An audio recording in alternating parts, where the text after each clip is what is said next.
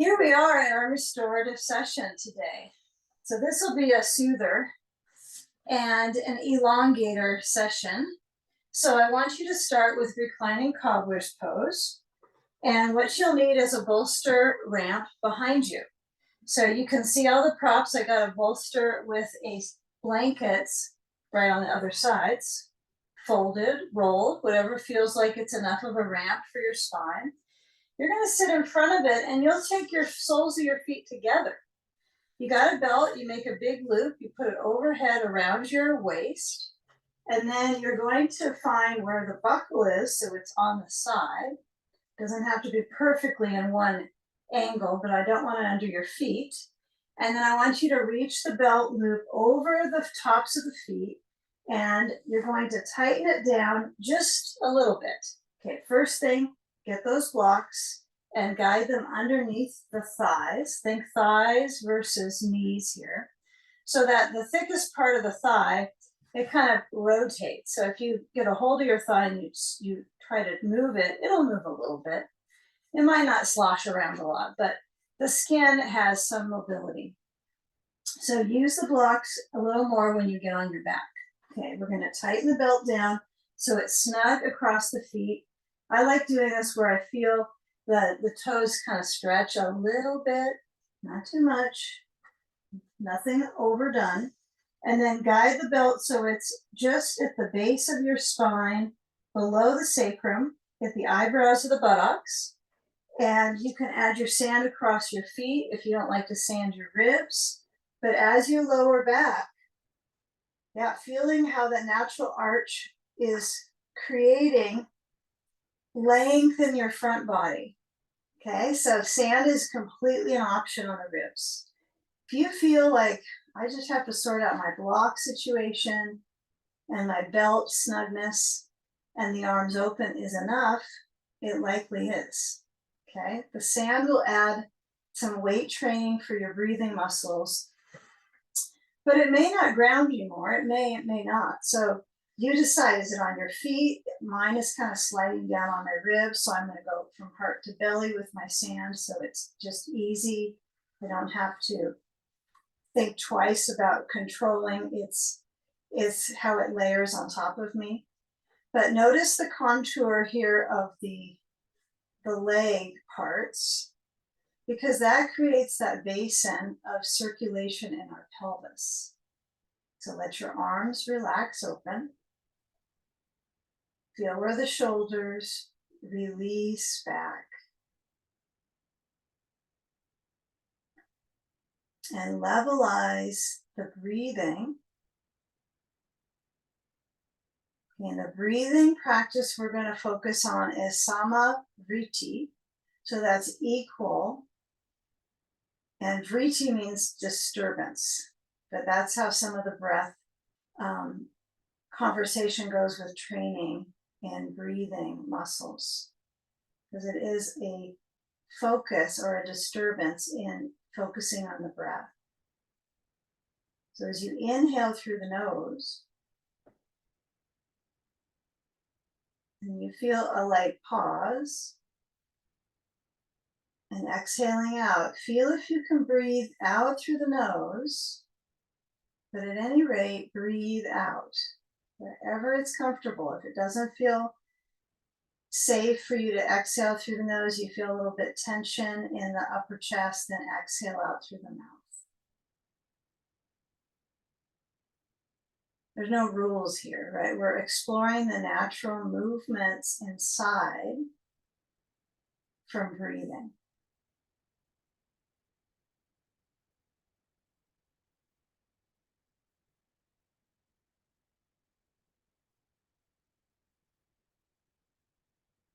Now that we're used to the arch of the spine,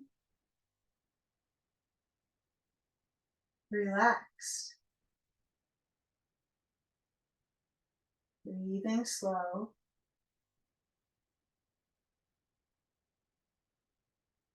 And as you exhale, you don't empty all of the lungs. There's always some left over. So instead of trying to be forceful, just alternate that rhythm and feel that it is almost a warming up for the practice, just focusing and breathing on the in and the out breath. Relax the throat.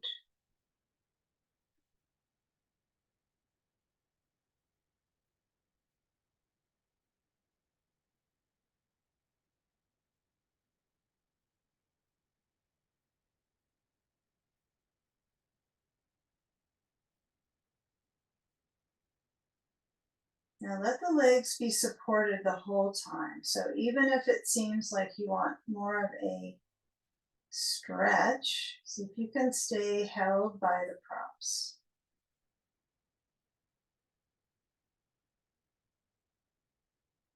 And find the benefit of circulation.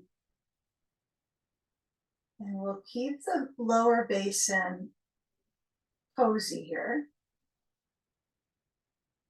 Okay, if the belt seems to be too much, you can always unbuckle. You don't have to keep it wrapped around the hips and the feet. And let's bring the arms so that even if you have sand here, you can leave it, but you'll motion the hands up off the ground, and as the arms kind of hover, feel the reach of the full arm. So it's not just like you push out with your hand, like you're trying to get something. You're actually fulfilling that circulation in the chest and through the arms. So you're going to reach the arms back so it's like my chest feels a stretch, my pecs feel a little bit nagged on because I'm holding. And as I stretch the arms back behind me, you might just go a little bit higher if it's hurting your shoulder. I don't want you to feel pain, so you don't have to follow straight back. But feel when there is that sense of how you evaluate the movement in the chest. Okay, now interlacing the fingers, because that's just kind of what we do in this to complete it. And turn the hands inside out and feeling the elbows bend. Feel a little cycle of stretching the wrist. This is a good one just to kind of play with the movement between the thumbs connecting and the wrist, kind of scooping. Just feelings of circulation in that zone, thumb to wrist. Okay. Now, as you move the sand away, if there indeed is any on your ribs, if you have it on your feet, you'll shift it off. You'll see how. So let's unbuckle. And we're going to need our ball. So if you don't have a ball, you can use a block. A block would be just fine if you don't have a ball. So slide the blocks aside, but have them kind of as your bumpers. And if you only are using one block to the side, put it over to the left if you're going to have one under your hip. And then add the ball to the upper outer left thigh. Now I kind of have my feet still connected. I like to see kind of how the bones change in these techniques. So then I'll slide my left foot so it's solid foot on the ground. And then I try to maintain that natural curve in the spine, but I don't want to kind of create inflammation here in the torso. I don't want to make any problems in the lower belly or tightness in the lumbar spine. So when I lift up my right foot, I slide my left foot down and cross the right ankle to the left knee. And I don't know if you noticed, but a little bit of sacrum motion, right? So I let the sacrum kind of slide just enough so I'm cozy, right? It should be comfortable. So push the ball so it actually, you kind of feel like your thigh is molding around it, right? So the ball kind of nuzzles into the upper outer left thigh. And then tip the legs over to the left. So I still have the cross figure 4 pose. Left hand holds the right knee. And oh, I can start to feel the sensation motioning up into the right hip. Right arm is either down or it stretches back besides your head. Okay. Not necessarily extra credit points there, but it might feel more satisfying. And I'm getting used to using the block sometimes. I just feel like, oh, I'm all supported. Because, the emphasis is your right hip. It's not as if you're doing anything extra stretchy on the left thigh. It is an adductor pull, but more of the lymph drain. So it doesn't need to feel like it's like you're gripping and gritting your teeth with the left side, but the right hip. It's only the right side of your mouth. Just kidding. So hold on to the knee, let the left foot relax. So you're on the side of the left foot that's on the ground. Arm can be on the ground. Remember, both, the right arm could either be up or down. The left hand kind of needs to hold the right knee. And now you're pulling, breathing.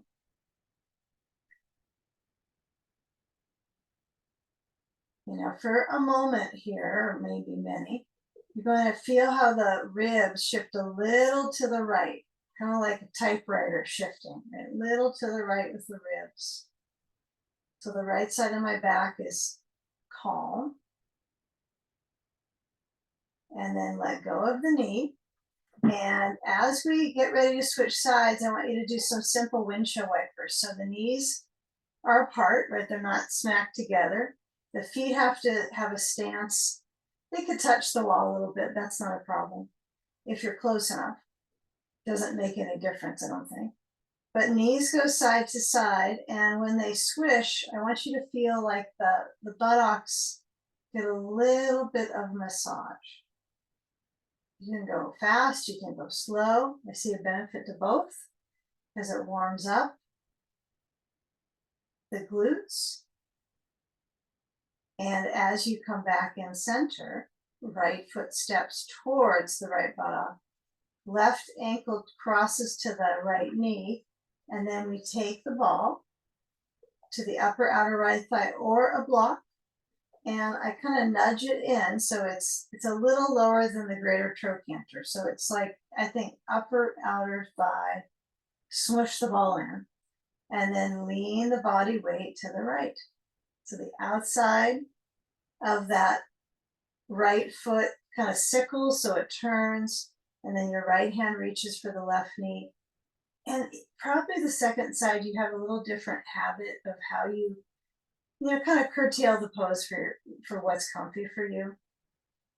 So, I think noticing, oh, I seem to be pulling the knee towards me, or maybe the one side you pull the leg across. You want to feel like the knee is an anchor. It's a bone to touch, right, on this position. But we don't want to hurt it. So what you want to stretch is the thigh material, right? Especially to that lateral rotator, the side of the left thigh up to the glute. So breathing, right? So you want to feel where this left hip is stretching. And I like to feel my waist just trying to aim a little left. So it's almost a twist. I suppose this one could be considered a prepping twist pose, huh? All right, I'll have to think about that one. Okay, so left arm could be back besides your head. If that's too much, just let it be besides you on the ground. It kind of is an anchor, the arm. If I have it spread out, it's a nice support. If it's close to me, that feels pretty good too. So breathing through the nose, equal ratio breath. So that would mean a few count in breath. Keep it simple. Keep it possible that you can easily do that. And exhalation. So there's always a little retention, right? It's almost as if inhale, that's what it is, right? It's a retention, soaking, absorbing. And in relatively, it's a fast exchange, right, of circulation in the body. So feeling the ribs move with the breath.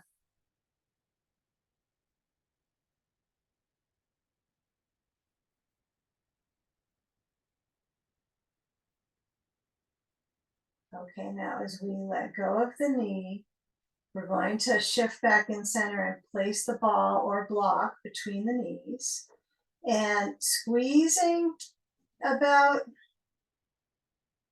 maybe about 70% of your intensity that you can do. You don't want to do too little. You want to feel as if the legs are delivering some energy inwards. And then that inward line goes up to the inside line toward the sides of the navel. That's one focus too. So just keep it as that focus. You're just on your back. You're not expected to sit up right now. Although you might be thinking, I'll probably have to get up here. Okay. So stay here where you can feel you squeeze. And if I personally feel mostly my legs, I'm not suddenly feeling my abdominals activate. It's just not happening for me. I have a visualization that they will. That is helpful. Okay, now take a reach of your arms towards the knees. If they touch the knees, fine. If they don't, equally brilliant. Okay, so squeezing. Now, as you inhale through the nose, belly fills, right, let it go. And then as you exhale, I want you to lift up your head, but let your neck have a little bit of that cervical curve. And then hold on to the legs. You can slide your feet all the way to the wall, but that's all they're going to go, huh? That's one reason we're using the wall so in the beginning. So when you pull up, I want you to feel a little bit of that C spine, C shape.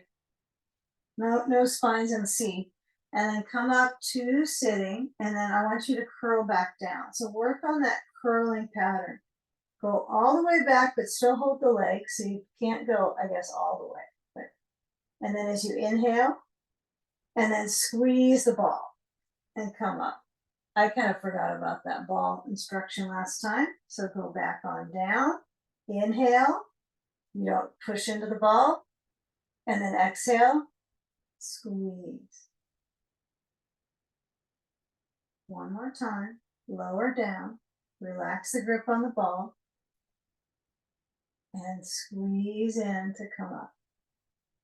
Okay, now once you're up, use the hands on the ground. So you're only able to scoot back a little bit, right? Because you got something right behind you.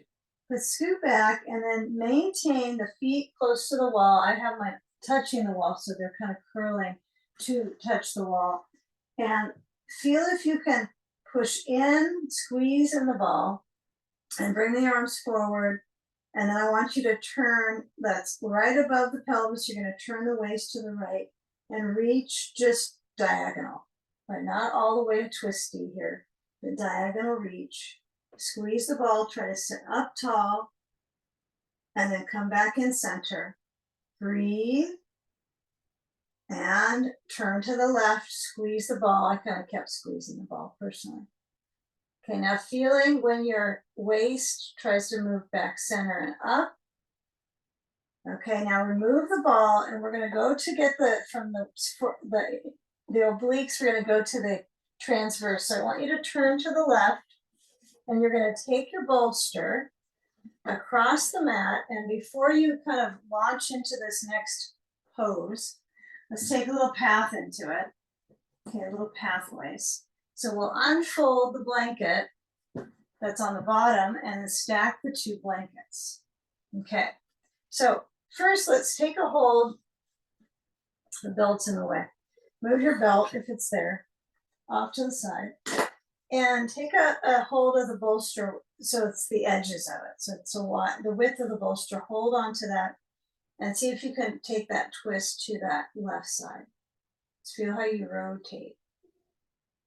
Okay, I want you to turn back towards the wall, hands back to the bolster. Be easy on your wrist. Don't make it anything cruel. And then switch to the other side. So I lean, so my left leg is bending. I'm turning through the waist. My hands go to the sides. Now one side, of course, could be different. It could be more rigid. It could be not just your waist. It could be other parts that are stiff. But try to work on lifting the heart. Okay, I get a little bit of a snag in my left side of my torso here. I just kind of notice that. I'm trying to get my heart to lift. Breathe. Okay, now come back through to center. And when you go to the left, actually just go back left. Now I want you to take side sage and, get a feeling here. Get your sand. Get a feeling of the side, kind of the ray of of motion in the side. Let's play with that. So we've got our ball option, and oh, we also have a block option, huh? At the back of your, behind your blankets. Okay. So as I lean down to the left side of my body, it's actually all the side. It's the left side of the leg, it's the torso, and then I maybe add a sandbag. And now this becomes a little bit more, the description is there now. It's a side stretch. But be kind to all these things. There's all these parts of you, there's so many, right, that are affected by the shape. So it could be your breathing cycle could change. The connection of the throat can change, could feel different constriction. So it's worth your time to maybe close your eyes since you know the shape, and the arm could be resting on the right side of you or touching the bolster. You know, as you adapt through that inner, you know, the side, the inner awareness on the side of the body, the side that's touching the ground and the props, as well as the upper side with the sand. So the arm could reach overhead. This is an option. So feeling what is the kind of optimal circulation focus for you. If you're in strain, I don't think that's optimal. So discover for yourself breathing slow.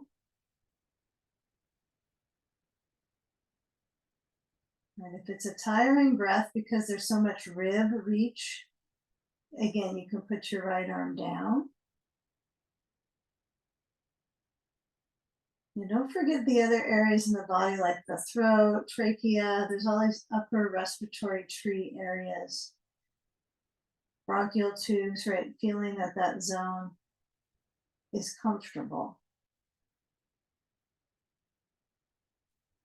If it's dry, get a sip of water, right? So there's things you can do so the practice is complete. You don't have to wait for those things. You know, let the weight of your head, this is the part that I have to bring to mind, is the weight of my skull relaxes down.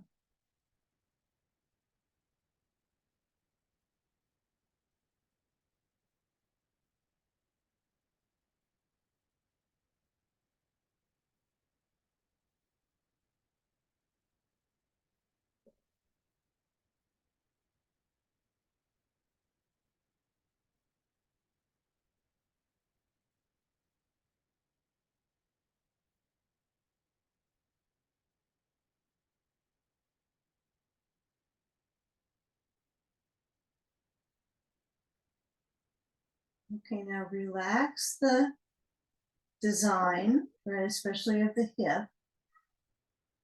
And you'll just let the sand slide off and the arm come down besides the other arm. And then start to turn, lifting your head, turn your waist.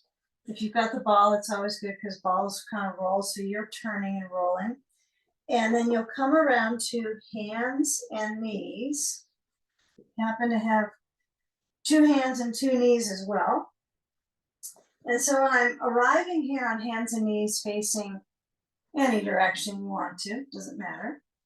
What is interesting here is that the movement, so I want you to feel that you can wag your tail and get a little bit of dynamic in the torso, so it's not a cut and dry cat-cow, right? It's movement.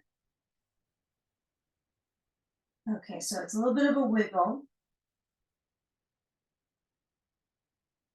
Kind of fish movement, right? In your spine. And when you come back through to center, get a feeling that you go from that wiggle to a flexing, so a cat pose, chin towards chest. And inhale, arching. Tail back, chest forward. Exhale, rounding. So feel how when you do push into your hands, you can do almost that full rounding with your head, not even quite tucked in. Then it completes it. Okay, so it's all connected. Of course, the connection of the throat, the spine, and front and back, but feel how you can let there be some fluidity all the way up through the neck when you curl your chin in. So feel that fluidity. Take a few more. So let this be simple movement. If you decide, no, I want to wag my tail, that's okay. That was more therapeutic. Now there becomes a little weight bearing. So this will be personal choice. You can either take an upward dog, so the thighs would stretch back towards the wall, and I just lean into my bolster and stretch the chest up. Or you can take downward dog, which requires a little bit more strength, perhaps, into your upper body, and also some adaptation of flexibility in your lower body. So you can do both. I mean, I just did both, so you can too. But feel the connectivity of your arms in either one, the upper body. If you feel kind of stuck in down dog because of the bolster, that's the point, is to stretch through the forearms. The full rigid circulation and strength in my shoulders. I mean, weight bearing is weight bearing. Okay. There's no denying it. And then when you come down, if you were in dog pose, get a feeling of this up dog. If you've been in up dog for a minute or so, see what it feels like to stay in it. Feel the natural arch in the spine, lifting up your gaze to the ceiling, your eyes, right, the skin of the face. It spends so much time down, slouching a little bit. So try to turn the face up. You can do this with your eyes closed too. Okay. Now when you bring your head back forward, that's a good opportunity for you to come back to hands and knees. And then let's take side sage with the other hip, okay? So I want you just to simply lean your right knee towards the left side of the bolster. And as I stretch the left side back, I add my ball. There'll be habits that you have with your torso to get into your shape.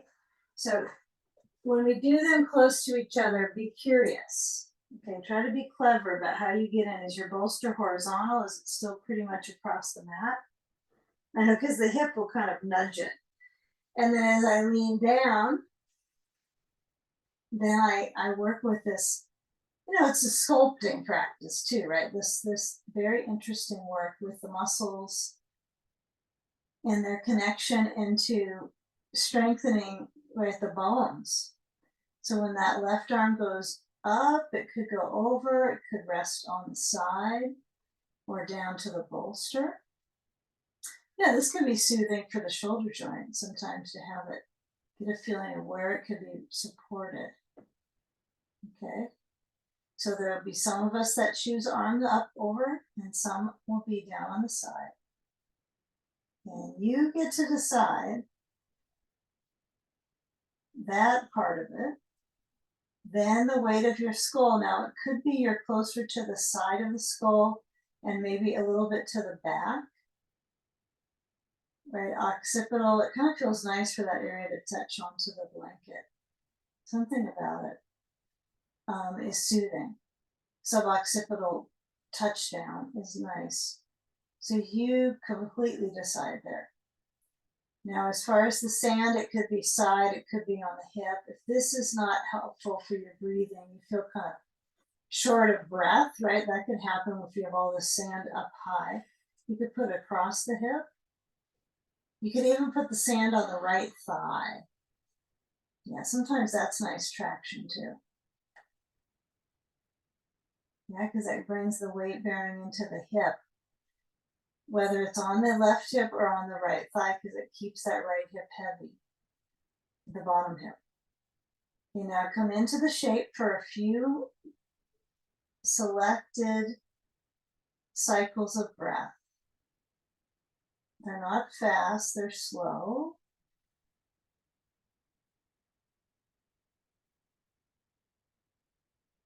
Relaxing any clenching in the kind of deep pelvic floor, so you can just let the weight of the body, there's a serenity to that.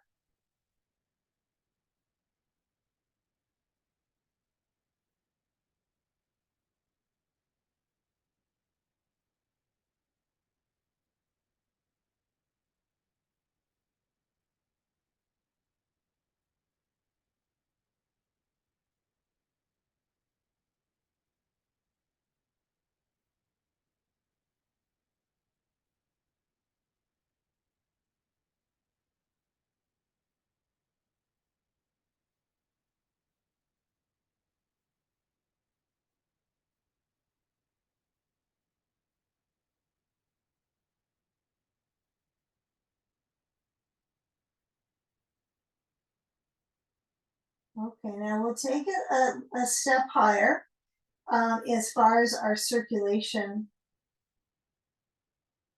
awareness in our spine, right? This isn't necessarily easiest, right? But you are laying into your bones, right? Versus trying to go against gravity and lift up in the heart support. So when you come around to that right side, you could let the sand fall off any direction with gravity, right, when you roll. But when you come on up, you're going to come on up actually to sit on your bolster. And the bolster is just across the mat horizontal. And when I lift up in my body, I have to kind of work on the spine, kind of erect spines. I'm trying to get that lift. Now it's natural curves. So I think sometimes when we sit cross-legged, it's interesting with how it happens to the hips. So what I want you to do is have your sand nearby. So we organize the legs first. If you've got a block behind you, bring it forward. And if you have the blankets far away, tuck them right next to the bolster. So they're right there. We're all connected. Okay. And you're on them. You're on the bolster, not the blankets. That would be interesting, though. It could be a pretty decent support.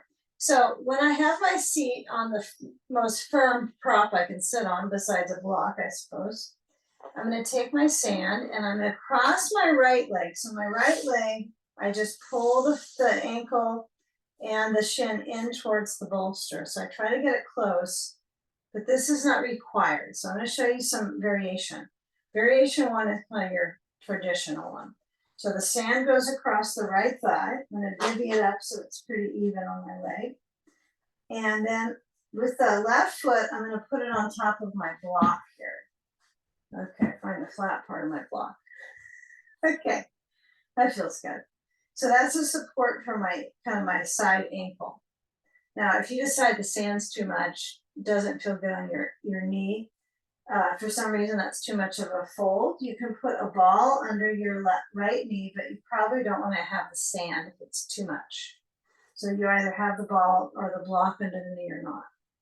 But one part of the leg moving down is it moves down the right leg because your hips are up. Right? Some people maybe sit like this for many decades and they can sit with their spines up and their leg touching down with nothing under their seat. That could happen. But let's give this a try. So we're going to work on the spine A, okay? So when you turn to the right, all you're doing is reaching your hands behind you, so my hands aren't doing anything special except they're touching each other. They're stacked.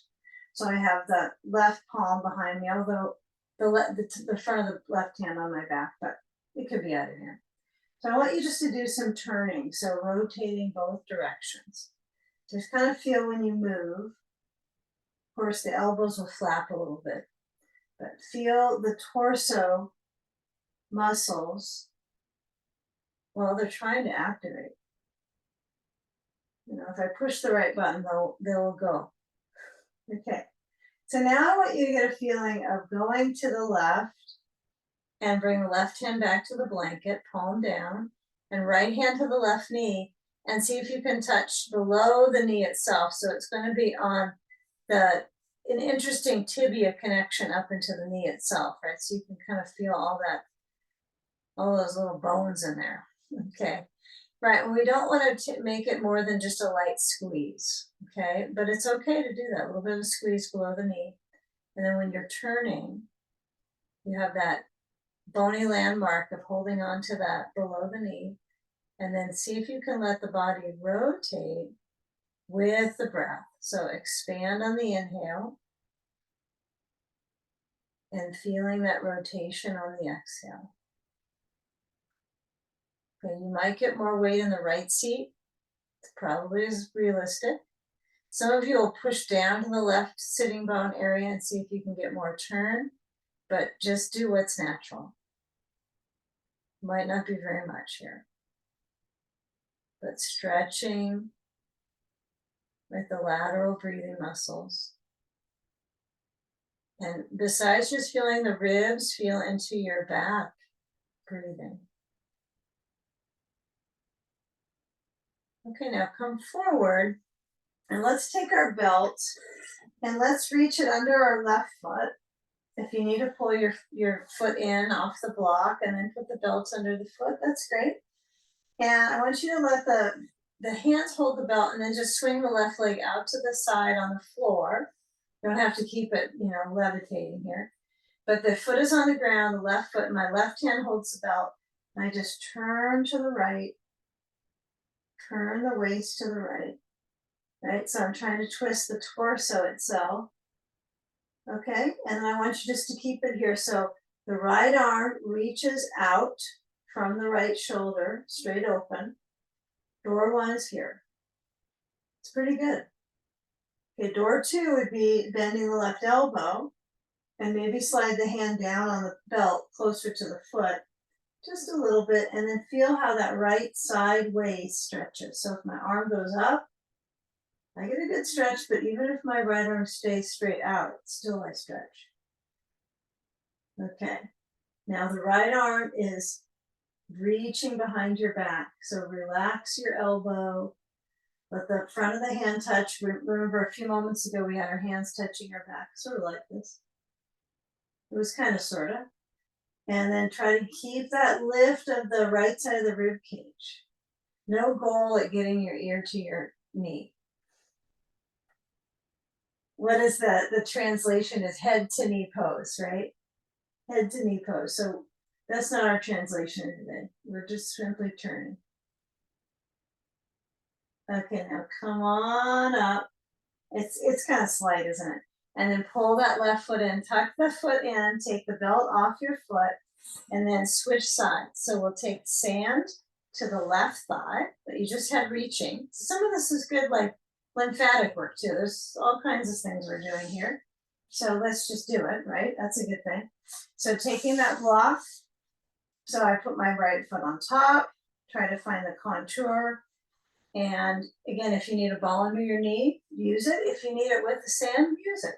The ball feels usually pretty good on the side of the knee. Now I'm trying to scoot my left foot close to the bolster as I can. Okay, the heart will tend to drop you anyway, right? So it's sitting upright. And then get a feeling of inhale through the nose, ribs outwards. Exhale, and then feel if you can have that kind of rib outwards turning to the right. We'll go right into it this time, this side. We won't go back and forth. Left hand below the right knee. Yeah, and then the subtle things, right? Your left thigh might stretch a little bit out, but when you find that rotation, it's okay if you want to bring your right arm around your back and sneak it around to hold the handle on the sandbag. That can be really nice too if you have that, or you want to adapt your sand so the handle is there for your right hand. Some people like that. I'm kind of I don't know, I find anatomically when I see my shoulder roll in, when I do that, I think it looks like I'm doing something extra special, but when I looked back at my shoulder, it's not doing what I want it to do. So I'm sure there's an argument for both, but I tend to keep trying to move the shoulder back. So I like hand down. Okay, so feel the chest with the breath.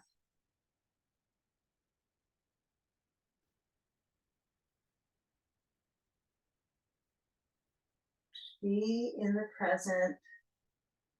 Feel the circulation.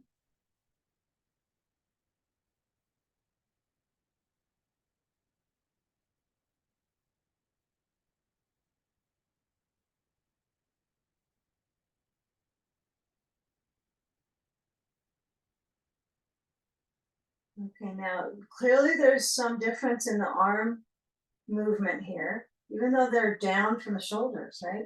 So when I come back forward, take a belt and bring the right foot either off the block to the floor to get a hold of it, or you could reach forward to it.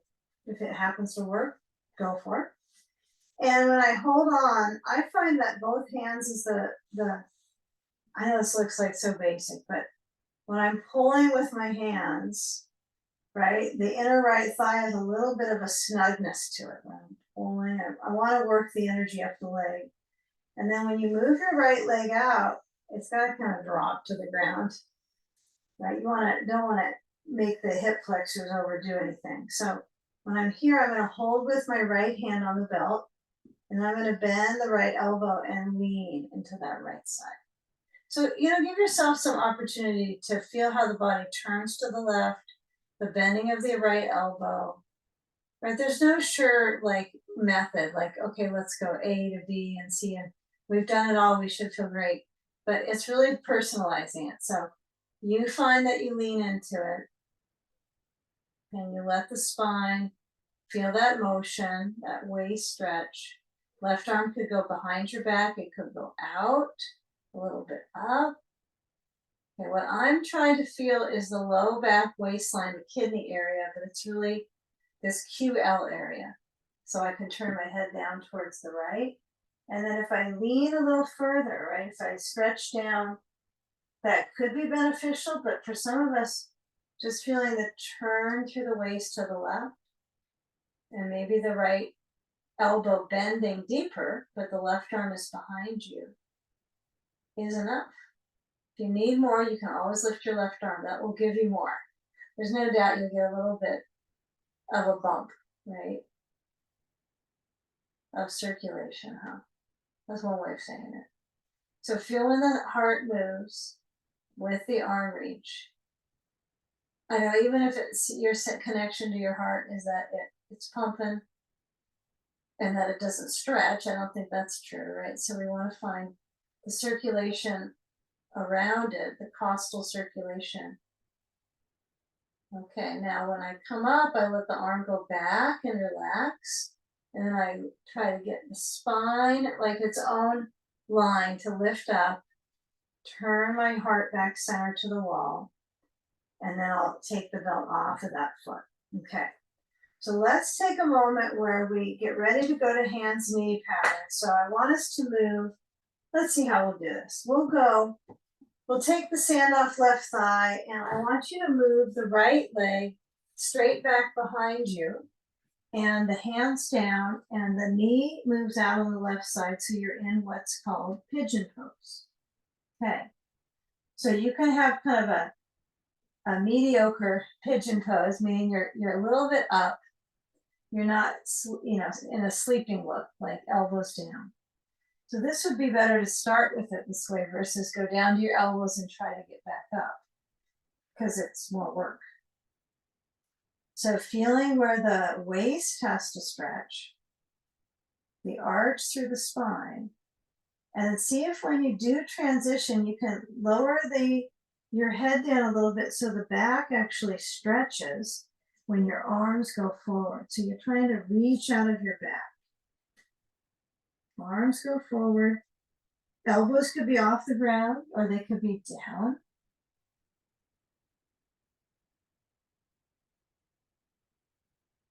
You choose. Now, if I lower my elbows down, I feel a little bit more hip. Like I can really soak into that if you want to. Okay. Give it a few more breaths.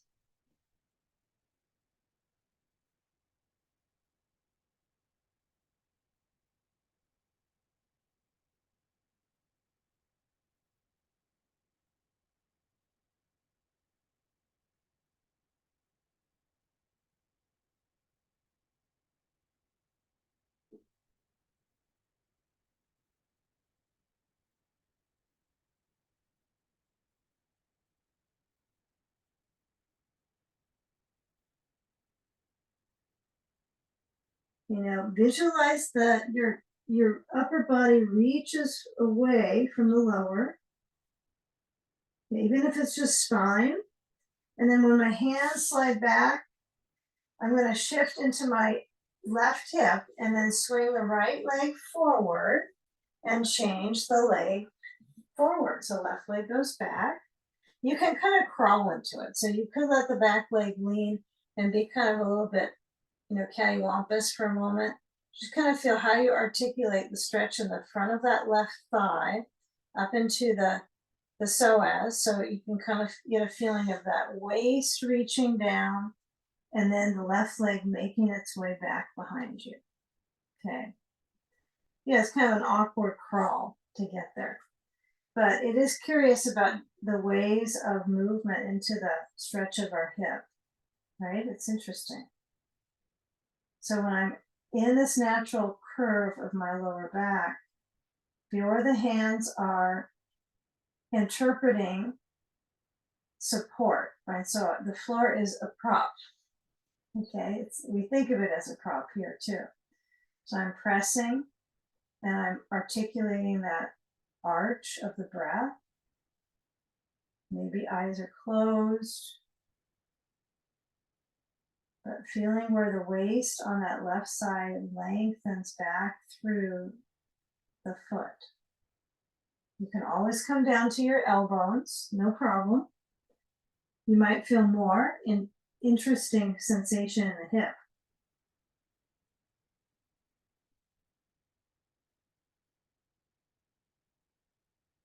Feeling where that length is in that low back, so the natural anterior tilt here. So even though it doesn't look like you're doing a really active arch, it's elongating, extending. And that's basically by inhale, right? Inhale is spine extension. So you have an opportunity constantly to work on that extension.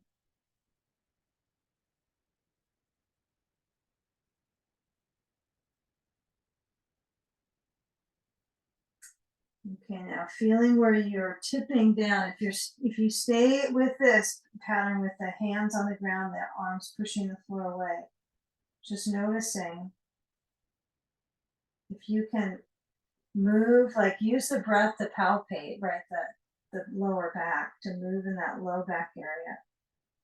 Fill it up.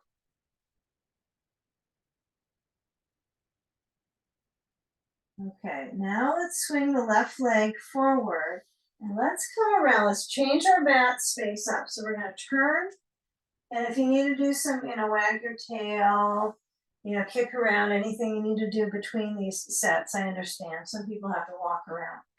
But let's try this. Let's take a blanket and we're going to take that so it's right next to my thighs. So I know when I kneel down, when I lift up, I'm going to bring my knees on it. So if you're one that's okay with the blanket under your knees, make sure the blanket is supporting your whole knee, each side back to the shin. And then we'll take our blanket extra off the mat. And I think we'll just get rid of the bolster too for right now. Okay, so we got blocks, a very important ingredient here. And I want you to get a feeling of where that support is now. So I want you to hold on to the blocks and you're going to stretch forward. So you're going to lift up the chest. My feet are at the wall and the spine is arching. Torso length, the blocks bring the floor up for you. They give you a little more extension, right, of your limb. And then when you come back, I want you to get a feeling of reaching your palms on the floor and stretch the spine opposite direction. Head lowers down between the arms.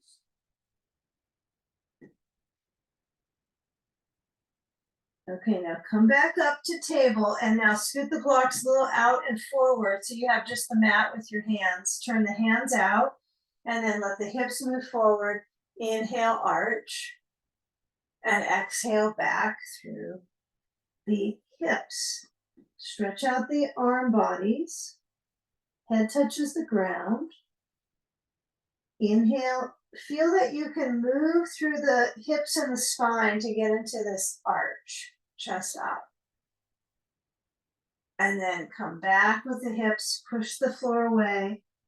Feel just that right amount of alternating reach.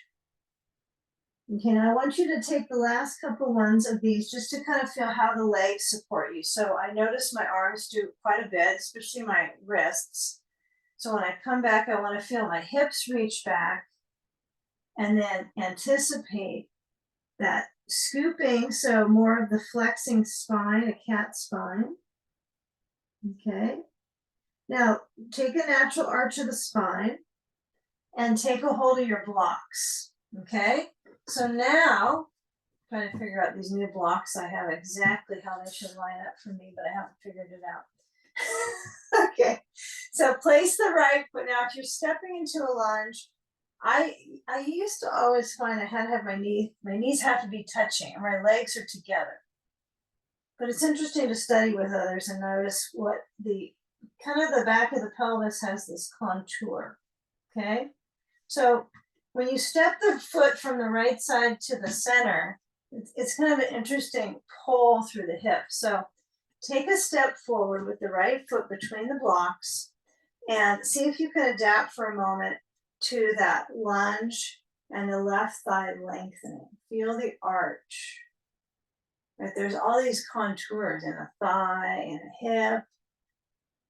So many places that are not flat. Okay.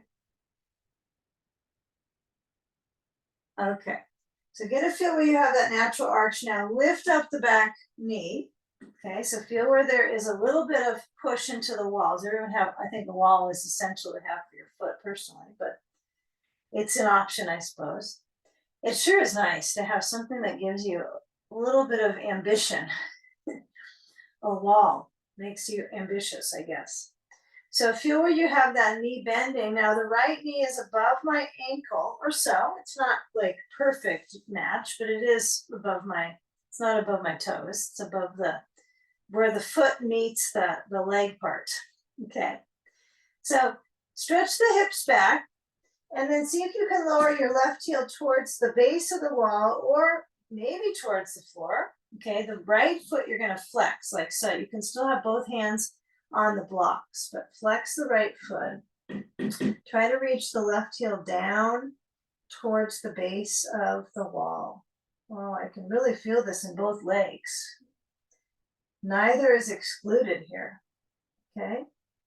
All right, now bend through the right knee so the left foot turns, so the side of the left foot is against the wall, and just lunge through that right thigh. Careful of the inside of the left knee. I don't want to force that inside of the knee to where it's out of control with it's not a martial arts, lunge. So I want you to get a feel where it's pretty high up, but you don't have to bring your knee over your toes, your right knee. Okay. Now pivot the back heel up the wall and then bring the right arm out. Right foot is parallel and stretch the right arm towards the ceiling. Try to get that lift through the right rib cage, not the left rib cage. Okay, now reach the right hand down to the block, step the left foot forward besides the right, of course, and then bend through your knees and let your hands reach forward and your head lower down. You can use your blocks under your hands. So if you find, oh, I'm going to bring the blocks up, use them as support, you could certainly do that. Actually, it feels pretty good. But feeling that contour of the back of the waist, the muscles at the back of the thighs stretching, close to straining, right? Waken them up. Okay, now bend through the knees and take the blocks beside, so they're at the low to the highest height, right? They could be high up. And step the right foot back. And first things first, we're going to lower down the back knee. And we can touch, you don't have to, there's no requirement that knee has to touch down, but feel for this last side. Feel for the last side. The lunge through the left thigh and that natural arch through the spine, right? So I have a little lift of my heart, just breathing, or maybe beating. My heart is just beating over and over again. Okay. Now, when I have the motion to lift up my back knee, I'm going to press my heel to the wall and I'm going to actually try to lower it towards the floor. Yeah, I imagine you got one side that's little parts of the calf is different strain in the stretch. So this is a great one to do, right? Especially since our feet are stepped on so much. There's naturally going to be accumulation of fluids at the bottom. That's pretty normal, right? So you're going to lift the left toes up and stretch through that leaning back reverse lunge, right? So I have my left foot down through the heel, toes up, stretching through the back line of the leg. Just be simple and breathe. If the back foot's turned out a little bit, that's okay. If you start to lose the sensation in the back calf, it's okay. It changes with the movement of the leg. And then bend the left knee and feel that lunge. Turn the back foot out so the side of the foot is against the wall. And then feel the lunge. Now, of course, you might think, oh, I should go into, a side stretch, right, like a side angle or a warrior two, but you decide. I'm going to work on just feeling the load in the muscles of the leg. It's up to you. You can have your arm down, you can have your arm up. Feel how this right side of the hip stretches down through the right foot, and then pivot the right foot up. So mine's lifted up at the wall. I've got my block on the right hand supporting me, and the left arm stretches out. And you can go up with the left arm or bring it behind your back to your sacrum, and the left leg can stay bending. And you could try to work your way back towards almost lengthening the left leg. It's all about the hip here. So if it feels like it's just really grippy in your hip, that's normal. Yeah, grippy, hippie. But you might find now I'm going to turn my torso, bend the knee. That's good too. I want you to kind of feel how you coordinate. This is just a class about muscle coordination, isn't it? It's like an interesting sequence of events, huh? All inside your body, has a whole story. So turn so the torso faces back down. We'll lower the hands and we'll lower the back knee. This time just step the left foot back, and I want you to take a moment where you slide your blocks. Actually, they'll go to the side, and you'll reach your arms forward and wide as you can. Knees are wide, the feet are wide, and just stretch out the armpit chest area. Let your forehead touch down if possible.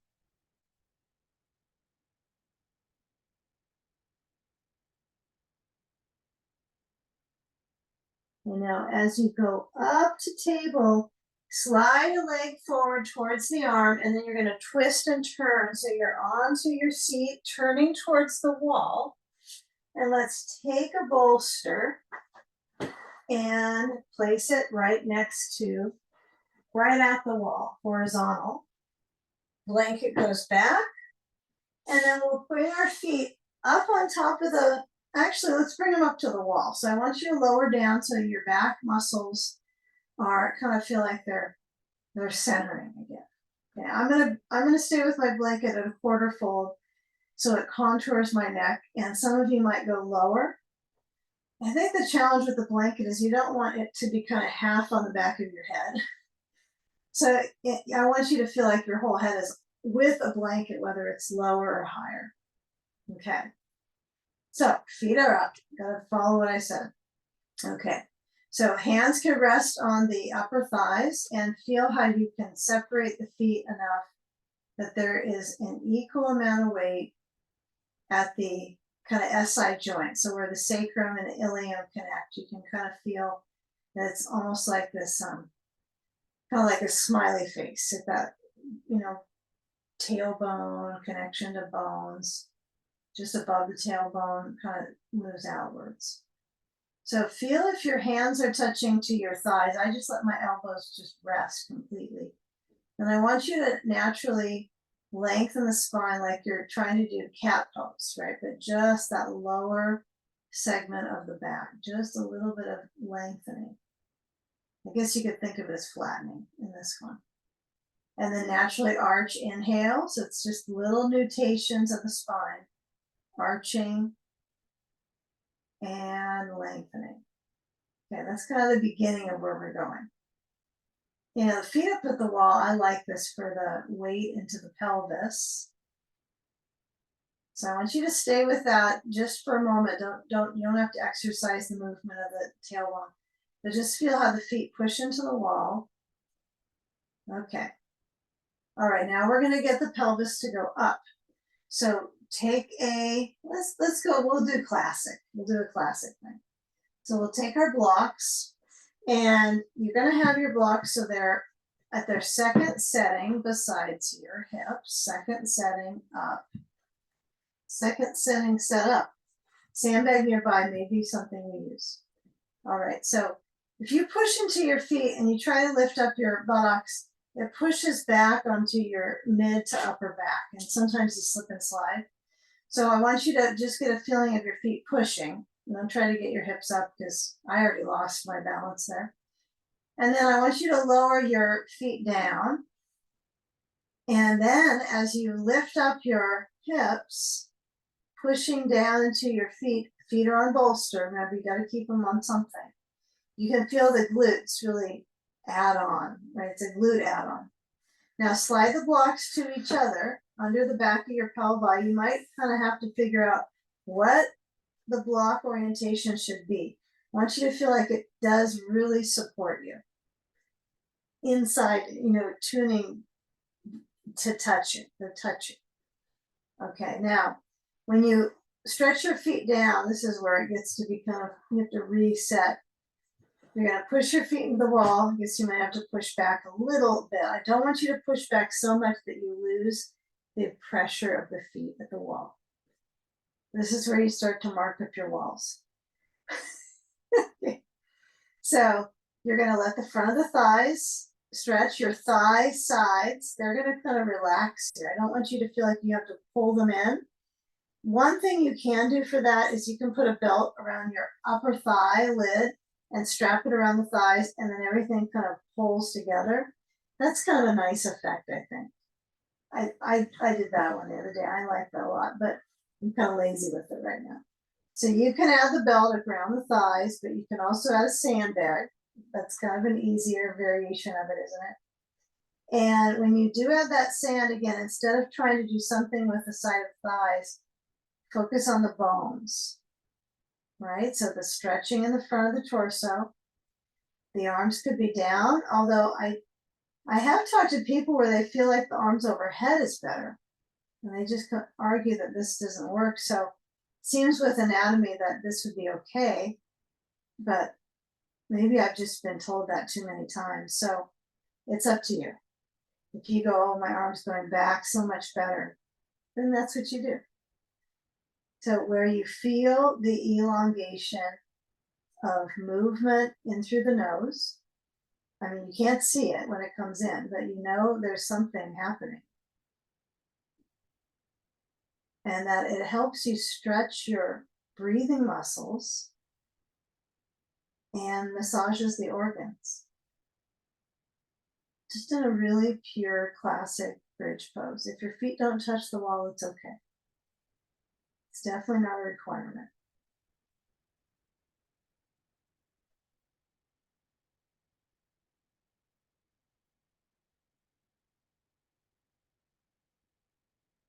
Maybe closing your mouth, breathing through the nose.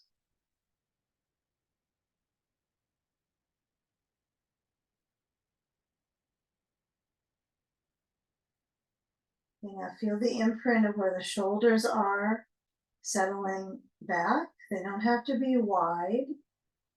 You want to feel like there's some ability to press them back. So the mid and upper back are gently motioning down to open the chest. So some of us don't work well with a blanket on this one. I'm not pointing fingers at anybody on this, but it really has to be a felt sense. Does the blanket seem to you're trying to go against it. Maybe you feel like it's pushing you. So there's a push and pull. You can always let go, and you can not activate your shoulders. You could just be, they're just down and you're relaxing. There'll be some benefit either way. Okay. So now as you slide any sand off the front of the thighs, I want you to kind of stay with this action. If the blocks are just too much for you to have under your pelvis, you can always go without them for this next exercise. It's not required. It is an enhancement, but you can go without.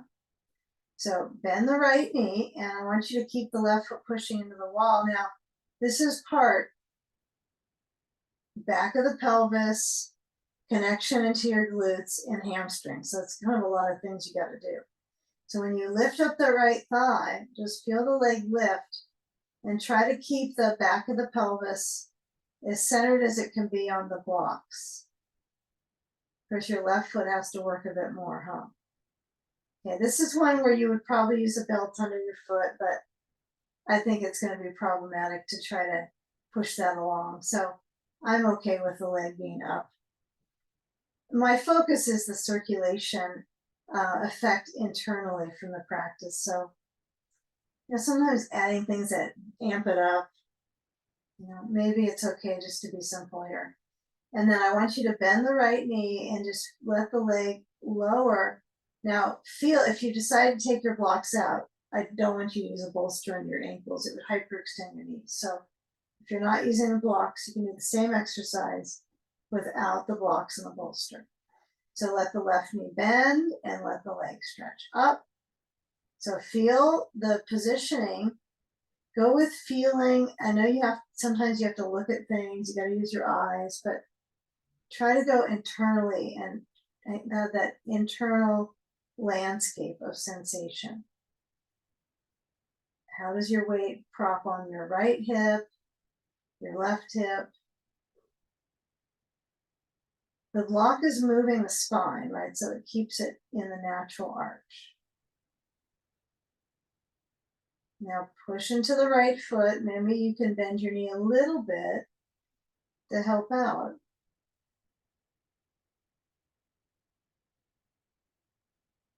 Okay, now bring the right foot onto the bolster and then straight up besides the left. Okay, so the back of the pelvis is likely going to have a little bit more of this rounding now. Like you've got something under you for some of us. So it's going to naturally start to flex the spine.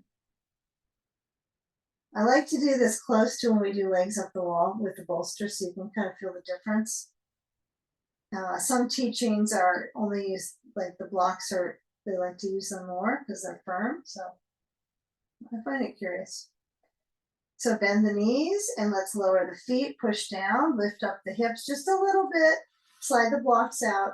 Don't make a real ruckus there. And as the spine guides down, I want you to windshield wiper the knees, feet on the bolster or the floor if you don't like your bolster right now. You don't have to always like your bolster.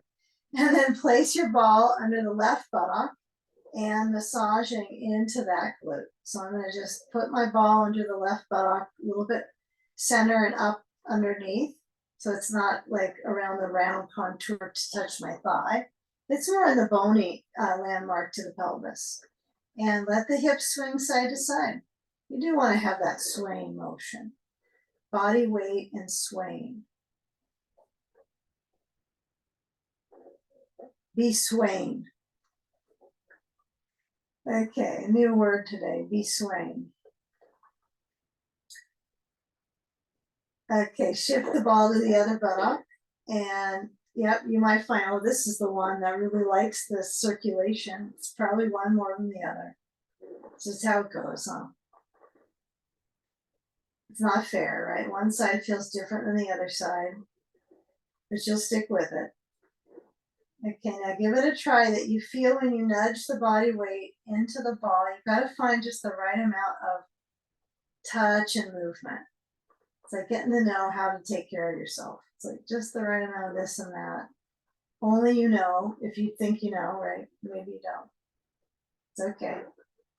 And then when you come back through center, I like to kind of center the shoulder blades, then move the ball and take the left leg. And I want to give you the option here. If you push your bolster to the right side of your mat, let the left leg swing over on top of the bolster. So it's just the inside of that left lower leg. Ball nudges into the back of the pelvis. Actually, sorry, it's at the sacrum. Yeah. Mine is a little lower than sacrum, to be honest. Where it feels comfy, where it holds you. And then add the sand to the side of the leg. Left arm is open.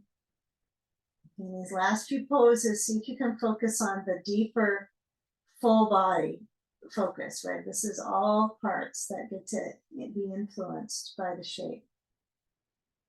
You can go sand free. You can put it lower to the knee or higher up. You can move the bolster a little bit this and that way.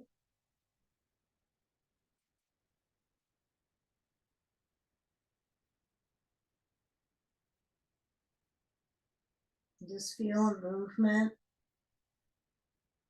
through that left outer leg, gently stretching into the back. It's a really good back loosener.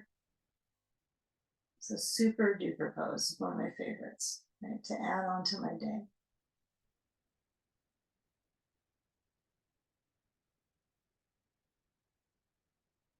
Now, if your head is turned, noticing how the neck has this mild stretch into the clavicle, and these are interesting parts of the structure into the ribs. So just gently let your head roll back into center. And then moving the ball. And you'll move the knees. I like to sometimes bring them in towards the chest. I don't mind that. That can be kind of nice to do. As long as you're not shocking the lower back, like it's all of a sudden, you got to go to the other side, right? So you don't want to do too much curling in the knees. But now as I lower my feet and I move my hips over to the right, and then let the right leg stretch over onto the bolster on the left side of my mat. And it's on the side of the mat, right? It's not on the mat. And then I add my sand to the outer right thigh. It should be individualized each side, right? One side will feel a different kind of supportive blend of pressure, huh? Because you kind of nudge the sand. And then maybe add the ball, up to you. If it doesn't feel like it's a place to do that, you can always just feel what contributes to that turn. So the right arm open, I think, is helpful. You might have to conform to what's around you. Head turns to the right, eyes closing.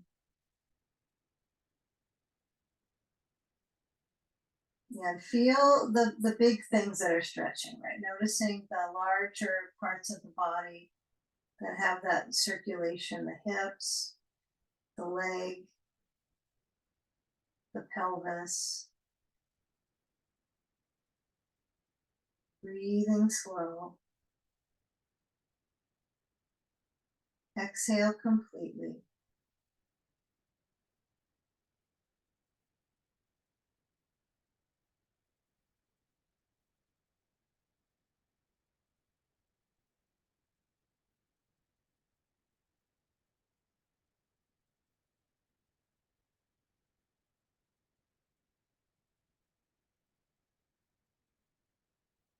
Now just tracing the spatial outline that moves from the waist to hip and the thigh, right? So that's going to move circulation in the legs quite a bit. So if your head is turned right, bring it back center. Take the ball, toss it, and then I might roll back.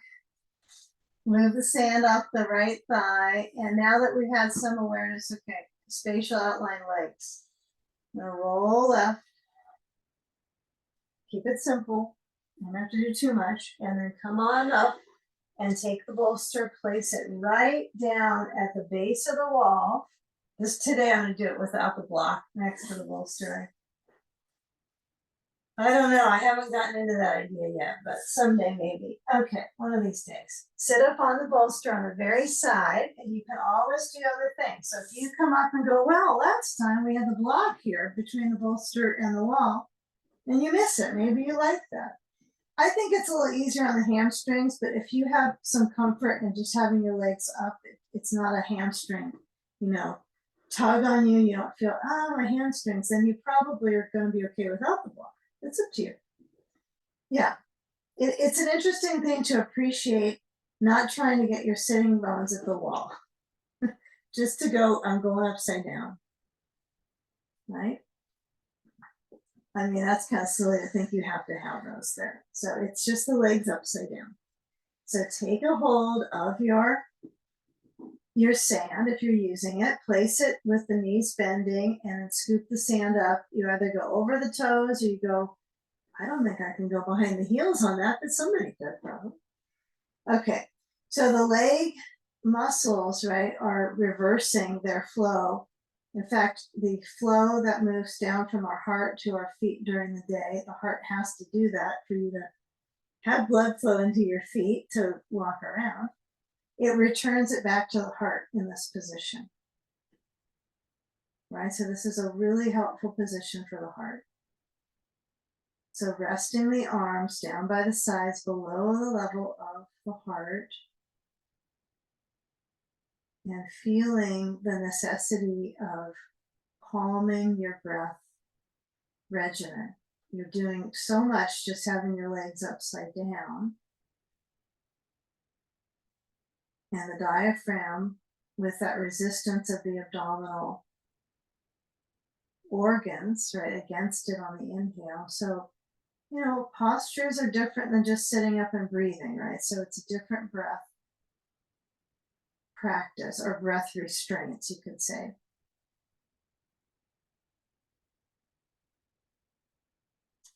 So you're working with in equal ratio on this one. So as you inhale, feel the torso movement, but as you exhale, empty a little longer than the inhale. See if you can lengthen the exhale.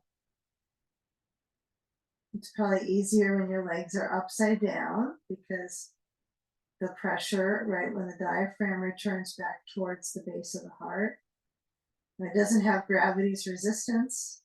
Your feet aren't below you, they're helping it out. So you can lengthen the exhale much easier with the legs upside down.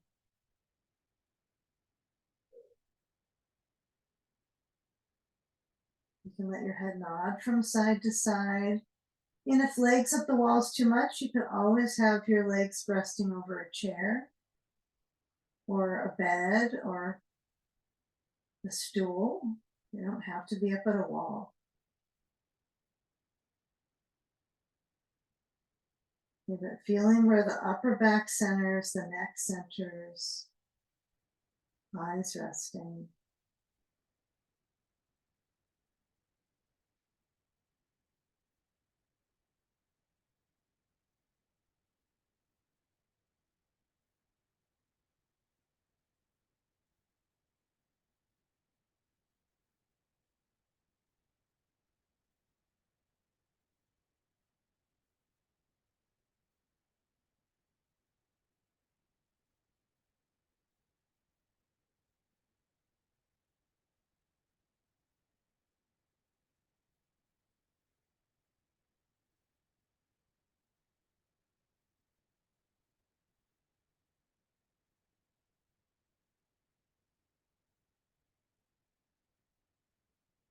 Now feeling the feet shift off the wall and then bend through the legs. Okay, and feel where the strength moves through the back lines.